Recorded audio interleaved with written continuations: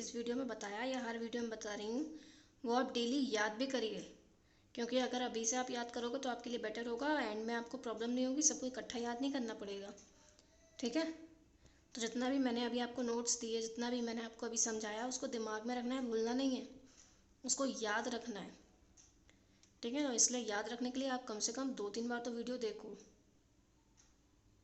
इससे आपको बेनिफिट होगा। जितना आप उसको समझोगे, जितना अच्छे हो सकता है आपको एक ही बार में समझ में आ जाए वीडियो, ज़रूरी नहीं है आप 2 बार देखो। अगर आप सब कुछ टाइम से याद करते हो, जितने मैंने आपको नोट्स दिए आप डेली याद करोगे, तो आपके मार्क्स अच्छे आएंगे और आपको आगे भी दिक्कत नहीं होगी कि हम पे बहुत सारा बर्डन है, हमें सारा कैसे याद करें। क्योंकि आपकी साइंस में 3 है, फिजिक्स, केमिस्ट्री, बायो, तीनों ही आपको फोकस करने हैं। तो आप अभी से अगर टाइम दोगे तभी आपका एंड में कोर्स कंप्लीट हो पाएगा, अदरवाइज नहीं हो पाएगा। ठीक है, सो चलिए अपनी वीडियो को ख़त्म करते हैं। Thank you so much, have a good day. Hello everyone, आज से मैं 10th क्लास की साइंस की सीरीज़ भी शुरू कर रही हूँ, जिसमें मैं आपको फिज़िक्स और केमिस्ट्री के नोट्स दूँगी और उसके सारे चैप्टर समझाऊँगी भी। तो आज इसका फर्स्ट वीडियो है। अगर आपको ये सीरीज़ अच्छी लगे तो नीचे कमेंट में बताइएगा, ये कंटिन्यू रहेगी और लगातार आती रहेगी आपके पास इसकी वीडियोस। और जैसे कि लॉकडाउन है, ऑनलाइन क्लासेस शुरू हैं, तो उसी बेस पे जो है ऑनलाइन मैं आपको बता रही हूँ। इसकी पीडीएफ, जितना भी मैं आज आपको समझाऊंगी, इसकी पीडीएफ आपको डिस्क्रिप्शन में मिल जाएगी, उसको आप जाके देख सकते हैं। ठीक है, तो हम अपनी वीडियो शुरू करते हैं। हमारा फिज़िक्स क्लास 10th, इसका फर्स्ट चैप्टर आपका क्या है? प्रकाश, परावर्तन तथा अपवर्तन, यानी लाइट का रिफ्लेक्शन एंड रिफ्रैक्शन। अब ये होता क्या है, उससे पहले हमें प्रकाश के बारे में जान लेना चाहिए कि प्रकाश क्या होता है। ठीक है, देखिए आप अपने चारों ओर बहुत सारी चीज़ों को देखते हो, जैसे फूल हो गया, पशु पक्षी हो गया, वस्तुएं हो गई। ये सभी वस्तुएं हमें दिन में तो दिखाई देती हैं, लेकिन रात के अंधकार में आपको दिखाई नहीं देती। सीधी सी बात है। तो वस्तुओं की उपस्थिति दिखाने के लिए किसकी आवश्यकता होती है? प्रकाश की। हमें वस्तुएं दिन में दिखाई देती हैं क्योंकि सूरज की रोशनी मिलती है, रात को दिखाई देती है क्योंकि अंधेरा होता है। क्या आपने कभी ये सोचा है कि कोई भी वस्तु आपको क्यों दिखाई दे रही है? आपको कैसे दिखाई देती है? अच्छा एक बात बताइए, आप देखते किससे हैं? अपनी आंखों से। आंखें हमें क्यों कैसे दिखाती हैं? देखिए होता क्या है, जहाँ से लाइट आ रही होती है वस्तु से, वो लाइट आपकी आंख पे पड़ती है और रिफ्रैक्शन होता है। जैसे जो कोई भी प्रकाश का स्रोत है, चाहे वो सूर्य ले लीजिए, चाहे वो बल्ब ले लीजिए, जिससे प्रकाश आ रहा हो, जैसे ही वो प्रकाश आपकी आंखों में एंटर करेगा, उसके बाद वो प्रकाश जिस भी वस्तु को, यानी आपकी आंख जिस भी वस्तु को देखेगी, तो वो प्रकाश परावर्तित होकर उस वस्तु से टकराएगा और वो वस्तु हमें साफ दिखाई देगी। इसलिए हमें दिन में वस्तुएं साफ दिखाई देती हैं और रात को लाइट बंद होने पर वस्तुएं साफ दिखाई नहीं देती हैं। आंख बंद कर लीजिए, आपको कुछ दिखाई नहीं देगा। ठीक है, तो प्रकाश क्या है? प्रकाश एक प्रकार की ऊर्जा है जो हमारी आंखों पर दृष्टि संवेदना, यानी देखने के लिए, यानी सेंसेशन ऑफ साइट, जो वस्तु है उसको देखने के लिए उत्पन्न करती हैं, जिस कारण हमें वस्तुएं दिखाई देती हैं। तो प्रकाश एक प्रकार की ऊर्जा है जो हमारी आंखों पर दृष्टि संवेदना उत्पन्न करती है, जिसके कारण हमें वस्तुएं साफ दिखाई देती हैं। ठीक है, वस्तुएं हमें केवल तभी दिखाई देती हैं जब वे स्वयं प्रकाश उत्सर्जित करती हैं, यानी या तो उनमें खुद का प्रकाश हो या फिर उनके तल पर आपतित प्रकाश, यानी कहीं किसी ऊर्जा के स्रोत से, प्रकाश के स्रोत से अगर उस वस्तु पर प्रकाश पड़ता है और वो टकराकर हमारी आंखों तक वापस आएगा, तभी हमें वस्तु जो है दिखाई देगी, अन्यथा वस्तु दिखाई नहीं देगी। अब ये वस्तुएं भी 2 प्रकार की होती हैं, एक होती हैं प्रदीप्त वस्तुएं, एक होती हैं अप्रदीप्त वस्तुएं। प्रदीप्त वस्तुएं यानी कि ल्यूमिनियस थिंग्स, ऑब्जेक्ट्स, और दूसरी होती हैं नॉन ल्यूमिनियस ऑब्जेक्ट्स। अब प्रदीप्त वस्तुएं क्या होती हैं? वे वस्तुएं जो स्वयं प्रकाश उत्पन्न करती हैं, जिनका खुद का प्रकाश होता है, वो प्रदीप्त वस्तुएं कहलाती हैं। जैसे सूर्य, तारे, जलता हुआ बल्ब, ये सारी चीज़ें जो होती हैं इनमें खुद का प्रकाश होता है, इसलिए ये क्या होती हैं? प्रदीप्त वस्तुएं। एक होते हैं अप्रदीप्त वस्तुएं, वे क्या होती हैं? वे वस्तुएं जो स्वयं प्रकाश उत्पन्न नहीं करती हैं, परंतु जब उन पर किसी प्रदीप्त वस्तु से उत्सर्जित प्रकाश आपतित होता है, यानी वो वस्तु जिनमें खुद का प्रकाश नहीं होता, जब बल्कि उन पर किसी प्रकाशमान वस्तु से जो किरणें आ रही हैं वो गिरती हैं, तो वे हमें दिखाई देने लगती हैं। अप्रदीप्त वस्तुएं कहलाती हैं। जैसे मेज, खुद का प्रकाश नहीं होता, लाइट बंद कर दो नहीं दिखाई देगी। जैसे ही आप लाइट ऑन करोगे तो बल्ब से जो प्रकाश निकला वो मेज पे टकराया और मेज से वो प्रकाश हमारी आंखों में आया। तो मेज, कुर्सी, चंद्रमा भी खुद की रोशनी नहीं होती, चंद्रमा भी सूर्य की रोशनी की सहायता लेकर चमकता है। पेड़ पौधे, ये सब चीज़ें जो होती हैं। तो आपको ये टॉपिक हो गया क्लियर कि प्रकाश क्या होता है। प्रकाश क्या है? एक प्रकार की ऊर्जा है जो हमारी आंखों पर दृष्टि संवेदना उत्पन्न करती है, जिसके कारण हम वस्तुओं को देख सकते हैं। वस्तुएं कितने प्रकार की होती हैं? दो, एक प्रदीप्त और एक अप्रदीप्त। प्रदीप्त वस्तुएं वो होती हैं जिनमें खुद का प्रकाश होता है। अप्रदीप्त वस्तुएं वो होती हैं जिनमें खुद का प्रकाश नहीं होता, वो दूसरों की इस प्रकाश की सहायता से चमकती हैं। ठीक है, जैसे मेज, कुर्सी, चंद्रमा, पेड़ पौधे। इसके बाद जो हम पढ़ेंगे, उसके बाद हम पढ़ेंगे प्रकाश के गुण। ठीक है, अब प्रकाश के गुण क्या है, यानी प्रकाश क्या होता है। देखिए प्रकाश के गुण क्या होते हैं। प्रकाश के कारण हम वस्तुओं को देख पाते हैं, लेकिन प्रकाश स्वयं दिखाई नहीं देता। हम प्रकाश के कारण किसको देख पाते हैं? वस्तुओं को देख पाते हैं, लेकिन प्रकाश हमें स्वयं दिखाई नहीं देता। दूसरा गुण क्या है? प्रकाश विद्युत चुंबकीय तरंगों के रूप में चलता है, यानी मैग्नेटिक रेस के रूप में चलता है, इलेक्ट्रिक रेस के रूप में। दृश्य प्रकाश की तरंग, यानी जो प्रकाश हमें दिखाई देता है उसकी जो तरंग दैर्ध्य होती है वो 3900, इसे बोलते हैं एंगस्ट्रॉम। ये एक के ऊपर 0 होता है, इसे बोला जाता है एंगस्ट्रॉम। 3900 एंगस्ट्रॉम से 7800 एंगस्ट्रॉम तक होती है।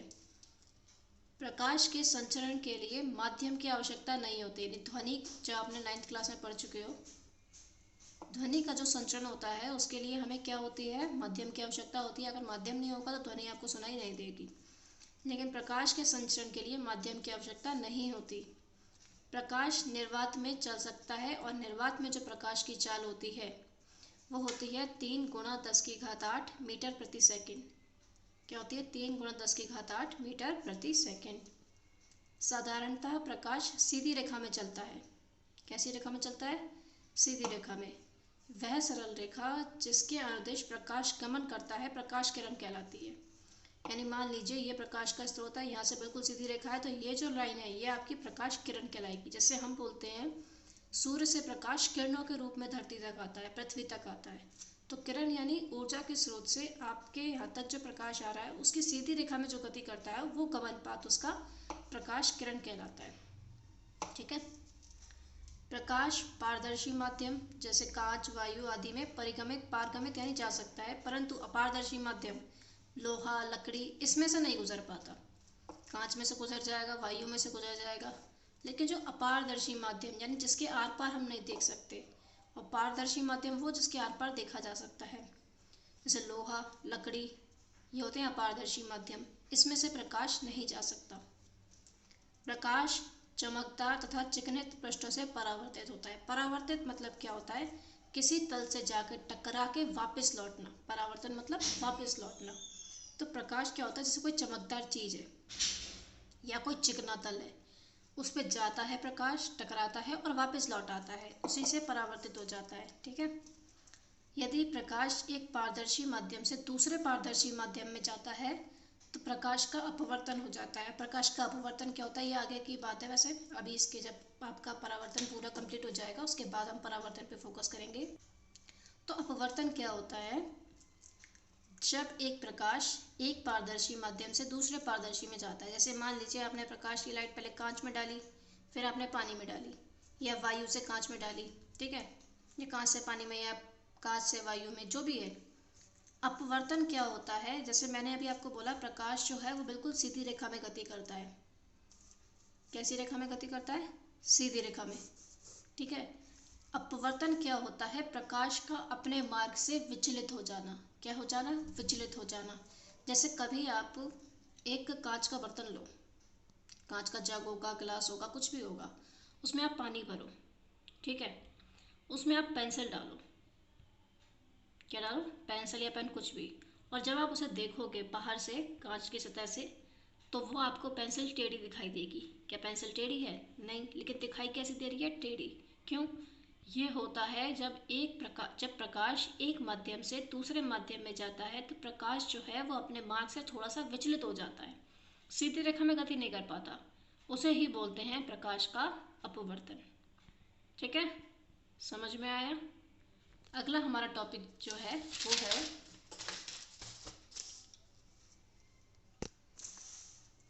प्रकाश का परावर्तन, रिफ्लेक्शन ऑफ लाइट, यानी प्रकाश परावर्तित कैसे होता है।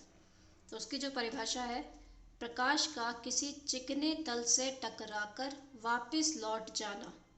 यानी प्रकाश गति कर रहा था, रास्ते में उसके चिकना तल, यानी कि मान लो जो कि एक लोटा लिया, उसका तल बहुत चिकना होता है, ठीक है, उससे टकरा कर वो वापस लौट गया, वो प्रकाश का परावर्तन। जैसे कांच ले लीजिए आप, कांच जिसके आर पार दिखाई नहीं, जैसे एक तरफ आप कलई कर दो, यानी एक तरफ आप पेंट कर दो, दूसरी तरफ वो चिकना है, प्रकाश जाएगा उसके आर पार नहीं जा पाएगा, बल्कि आप कहोगे कांच तो पारदर्शी माध्यम है, कांच पारदर्शी माध्यम है, उसके आर पार प्रकाश निकल जाएगा। किंतु जब आप प्रकाश कांच के एक भाग में आप क्या कर दोगे, पेंट, तो दूसरे भाग में रह जाएगा पेंट। ठीक है, तो प्रकाश वहाँ जब जाएगा, प्रकाश कांच के तल से टकराएगा तो वापस लौट जाएगा, बाहर नहीं निकल पाए, क्योंकि दूसरी तरफ तो पेंट हो गया। जैसे आपके घर पे शीशा होगा जिसमें आप अपनी शक्ल देखते हो, उसमें क्या होता है कि उसके पीछे कलई हो रही होती है, यानी पेंट हो रहा होता है, और जिसमें आप देख रहे हो अपना चेहरा, तो वो आपको चेहरा दिखाई देता है। तो प्रकाश उस तल पर जाके टकराता है और वापस लौट जाता है, उसे ही प्रकाश का परावर्तन कहते हैं। ठीक है, अब है परावर्तन के नियम, यानी प्रकाश परावर्तित जो होता है वो किस नियमों के आधार पर होता है और उसके नियम कितने हैं। तो परावर्तन के नियम कितने हैं? 2 नियम हैं। कितने नियम हैं? 2। इस चित्र की सहायता से ही आपको दोनों नियम याद हो जाएंगे। इसके अगर आपने चित्र अच्छे से समझ लिया तो आपको वो 2 नियम याद हो जाएंगे, याद नहीं करने पड़ेंगे। देखो, ये हमारा है दर्पण। क्या है? दर्पण।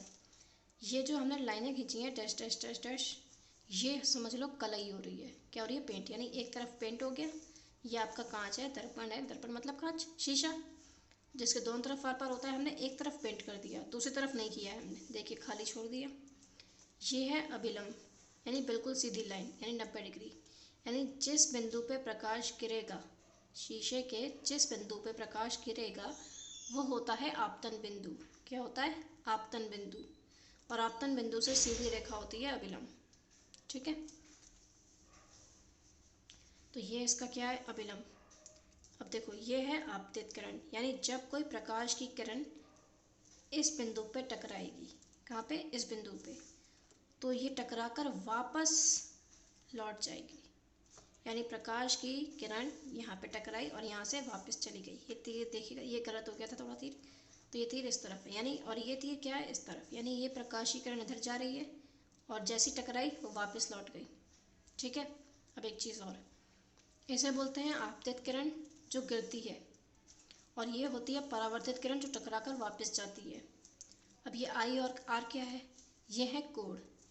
आपतित किरण जिस कोण पर गिरा, यानी आपतित किरण जा रही थी, यहाँ पे टकराई, तो जिस कोण पे टकराई वो होता है आपतन कोण। क्या होता है? आपतन कोण। और जिस कोण से वापस लौटी आर, उसे बोलते हैं परावर्तन कोण।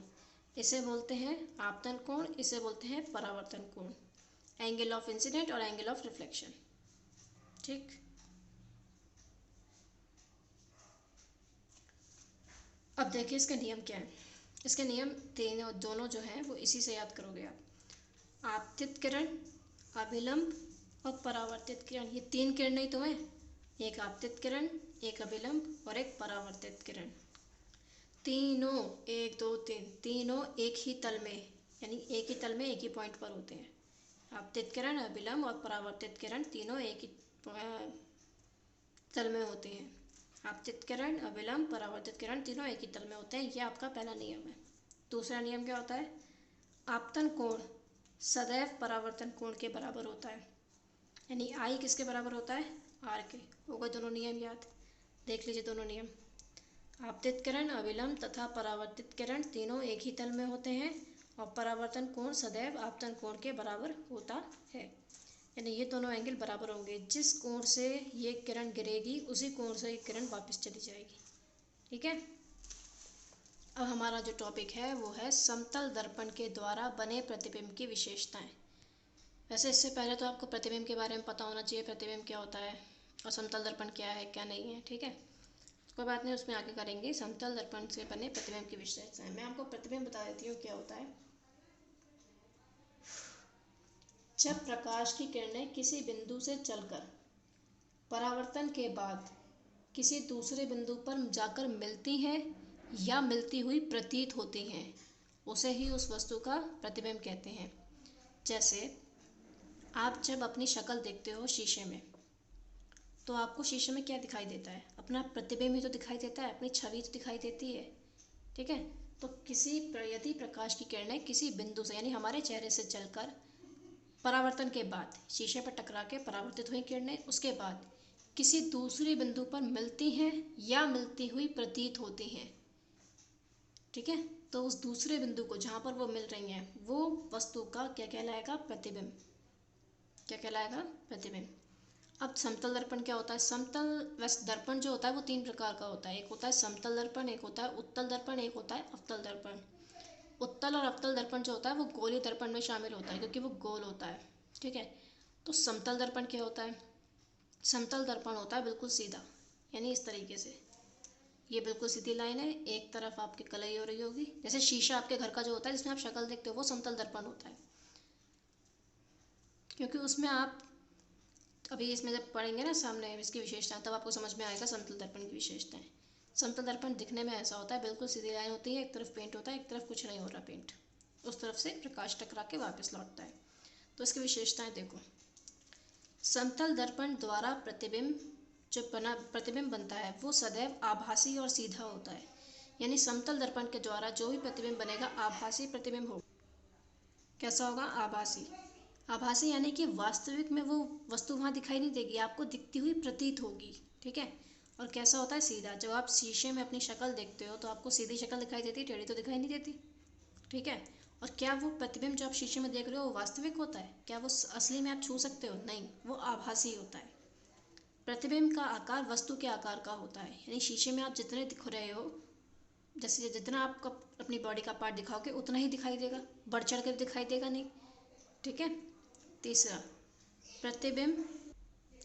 प्रतिबिंब समतल दर्पण के पीछे ठीक उतनी ही दूरी पर प्राप्त होता है जितनी दूरी पर वस्तु दर्पण के सामने स्थित होती है। जैसे आप अगर शीशे के सामने थोड़ा दूर होकर खड़े होगे तो प्रतिबिंब भी आपको लगेगा कि आप दूर दूर का बना है। अगर आप शीशे के बिल्कुल पास में खड़े होगे तो प्रतिबिंब भी आपको पास का दिखाई देगा। ये आप घर पे एक्सपेरिमेंट भी कर सकते हो देखना करके। ठीक है, समतल दर्पण से बना प्रतिबिंब पार्श्व परावर्तित होता है। अब पार्श्व परावर्तित क्या होता है देखिए, यानी वस्तु का जो दायां भाग होता है, जब आप शीशे के सामने खड़े होते हो तो आप अगर अपना राइट हैंड यानी दायां हाथ उठाओगे तो जो आपके शीशे में प्रतिबिंब बना है उसका बायां हाथ उठता है। ठीक है, यानी वस्तु का दायां भाग जो होता है वो प्रतिबिंब की बाईं ओर होता है और वस्तु का बायां भाग जो होगा वो प्रतिबिंब की दाईं ओर होता है। ठीक है, इस चीज़ को ध्यान देखना। शीशे में अपने आप को देखना, जैसे आप जिस तरफ का हाथ उठाते हो उस तरफ का उधर उठ जाता है, दूसरी तरफ का क्यों नहीं उठता? आप दो व्यक्ति आमने सामने अगर खड़े होंगे, आपका दायां, जैसे दो व्यक्ति आपके सामने खड़े हैं, जैसे मान लीजिए एक व्यक्ति ये खड़ा है, आप ये खड़े हो एक दूसरे की तरफ मुंह करके। ठीक है, आपका दायां क्या है? ये। आपका बायां क्या है? ये। इस व्यक्ति का दायां क्या होगा? ये। और इस व्यक्ति का बायां क्या होगा? ये। जब इस तरफ से आप मुंह करके खड़े होगे तो दायां ये, जब इस तरफ से आप मुंह करके खड़े होगे तो दायां ये, बायां ये, राइट ये, लेफ्ट ये। और इस तरफ से अगर मुंह करके खड़े होगे तो राइट ये होगा, लेफ्ट ये होगा। लेकिन जब आप शीशे के सामने खड़े होते हो, किसके सामने? शीशे के सामने।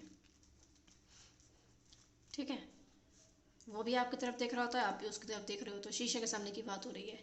अगर आप ये वाला हाथ उठाते हो तो ये भी ये वाला हाथ उठाता है, अगर आप ये वाला हाथ उठाते हो तो ये वाला हाथ ये उठाता है। तो शीशे में क्या होता है? पार्श्व प्रतिबिंब बनता है, पार्श्व परावर्तित होता है। जैसे वस्तु का दायां भाग प्रतिबिंब की बाईं ओर और प्रतिबिंब का दायां भाग, वस्तु का बायां भाग प्रतिबिंब की दाईं ओर प्राप्त होता है। ठीक है, ये होता है समतल दर्पण की विशेषताएं। ये आपसे पूछी नहीं जाती हैं पेपर में कि समतल दर्पण की विशेषताएं लिखो, ये आपसे इन पॉइंट्स में से क्वेश्चन बन जाते हैं। जैसे समतल दर्पण द्वारा प्रतिबिंब कैसा होता है, ऑब्जेक्टिव में भी, बहुविकल्पी में भी आ सकता है, अतिलघु में भी आ सकता है। तो आप क्या कहोगे, आभासी और सीधा होता है। ये भी होता है कि प्रतिबिंब का आकार कैसा बनता है समतल दर्पण में, ठीक है। इस तरीके के क्वेश्चन बनते हैं इसमें से, इसलिए मैंने विशेषताएं आपको लिखवाई हैं, ये आपको दिखाई हैं, आपको समझाई हैं। अब बात करते हैं गोलीय दर्पण। जैसे मैंने अभी आपको कहा था, दर्पण 3 प्रकार का होता है, समतल, उत्तल, अवतल। समतल होता है बिल्कुल सीधा, और जो गोली दर्पण होते हैं ये ना थोड़े टेढ़े होते हैं, यानी गोल होते हैं। अब हम गोली दर्पण देखते हैं इसमें होता क्या है।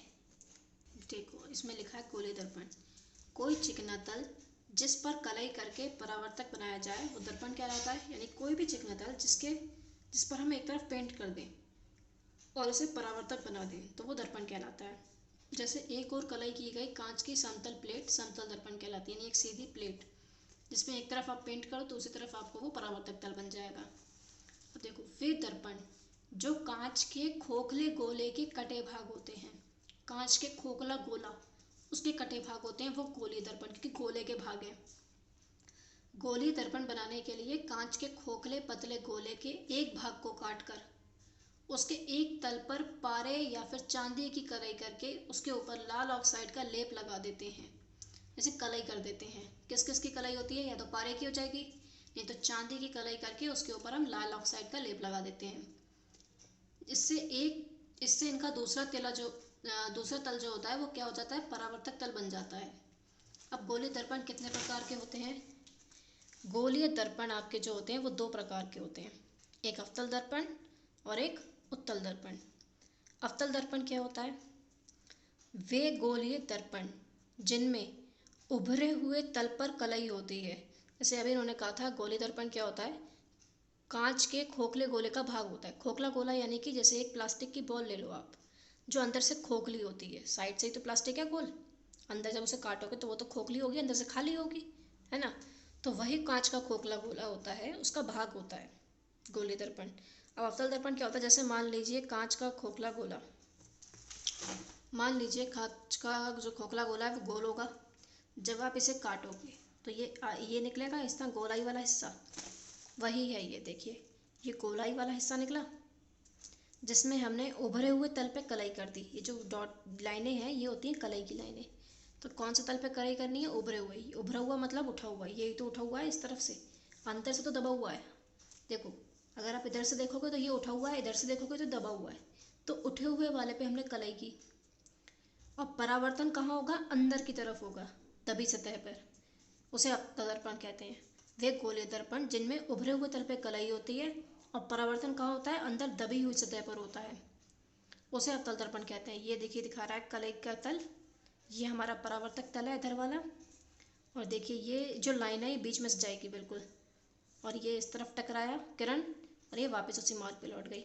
अब कई बच्चे इसे बनाने में गलती करेंगे, कई बना नहीं पाएंगे। देखिए मैं आपको इसको इसी तरीका बताती हूँ। आप क्या करोगे, सबसे पहले आप इसको ऐसे करके बनाओगे, ठीक है, गोल। किसी प्रकार की किसी चूड़ी की कोई आवश्यकता नहीं है, आपने एक तरफ कलई की, ठीक है। अब इसका बीच वाला पॉइंट देखो, इसका बीच का पॉइंट लगभग यहाँ होगा, बीच का पॉइंट, यानी इधर से भी बराबर हो इधर से भी बराबर हो। यानी आप देखो 1 2 3 लाइन छोड़ी, 1 2 3 छोड़ी, तो 3 के बीच में, ये चौथी वाली के बीच में ही पॉइंट होगा। यहाँ से आप बिल्कुल सीधी लाइन स्केल से खींचोगे, ये स्केल से खींचनी है आपको, ठीक है। चाहे आप इसको पूरा करके खींच लो, उससे कोई फ़र्क नहीं पड़ता। आप इसको डॉट डॉट करके नहीं बनाना चाहते तो आप सीधी लाइन खींच दो, ठीक है।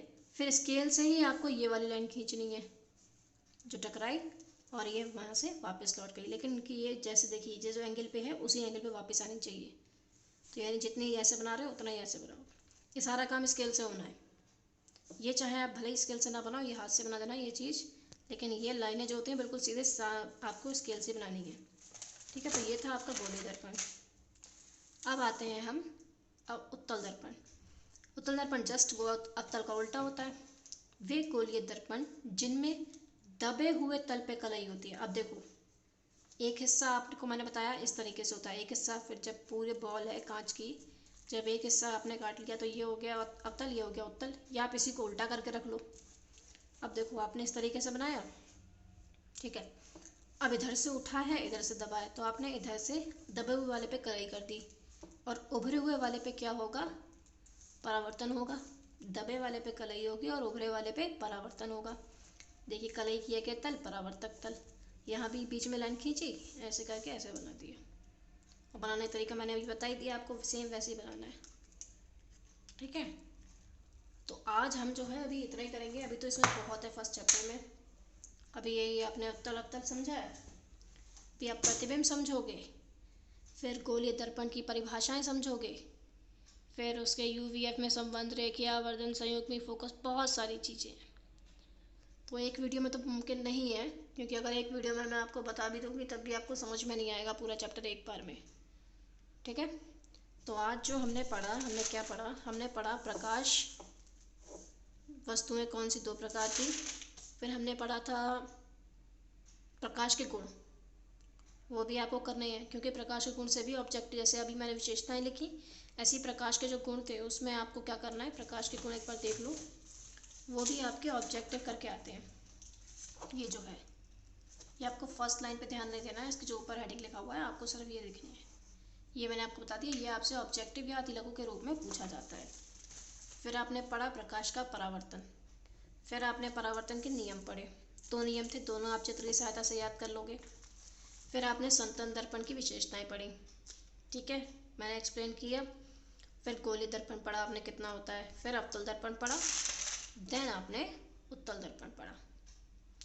अब जितना भी मैं आपको पीडीएफ में दूंगी उतना आपको अपनी कॉपी में नोट्स बनाने हैं, ठीक है, अच्छे से समझना है।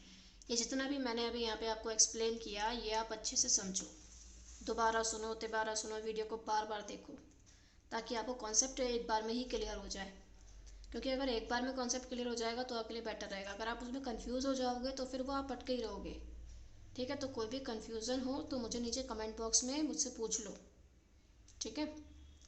और अगर वीडियो अच्छी लगी हो, समझ में आया हो और मेरे पढ़ाने तरीका आपको अच्छा लगा हो, आपको लगा हो कि हाँ मैडम सही पढ़ा रही हैं, अच्छे समझ में आ रहा है, तो आप वीडियो को लाइक करो, नीचे लाइक का बटन होता है, और चैनल को सब्सक्राइब करो, ताकि अगर मैं कोई नई वीडियो डालूँ तो वो आपको नोटिफिकेशन आ जाए कि हाँ मैम ने एक नई वीडियो डाली है, हम उसको देखते हैं। और मेरे चैनल पे इंग्लिश की सीरीज़ भी शुरू हुआ है, ग्रामर की, ट्रांसलेशन की, वो भी आप चेकआउट कर लो, वो वीडियो ज़्यादा लंबी नहीं है, 4-4 मिनट की वीडियो है सारी, ठीक है। तो वो भी आप देखना एक बार जाके। और मैथ्स की सीरीज़ तो चल ही रही है, जितने मैथ्स के स्टूडेंट्स हैं वो देख सकते हैं। अब इसके बाद जो भी आगे का हम पढ़ाएंगे वो अगली वीडियो में शेयर करेंगे। अब आप देखो पूरा एक बार फिर से समझ में आया या नहीं आया, ठीक है। And thank you for watching the video, आपने अपना टाइम दिया इस वीडियो को, तो आई होप आपको समझ में आ गया होगा। चलिए मिलते हैं अगले वीडियो में, थैंक यू फॉर वॉचिंग।